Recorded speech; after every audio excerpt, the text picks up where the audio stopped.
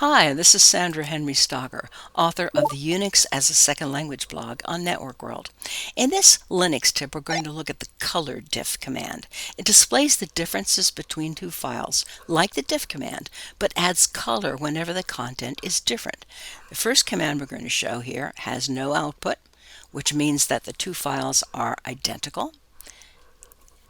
And if we do this, now we're comparing file 1 with file 3.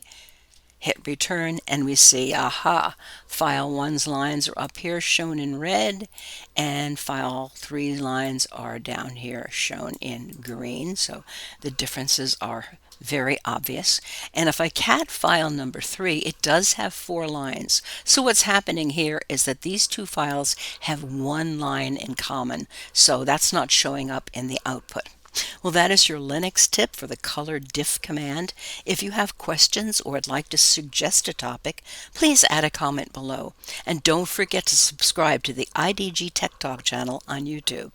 If you like this video, please hit the like and share buttons. For more Linux tips, be sure to follow us on Facebook, YouTube, and networkworld.com.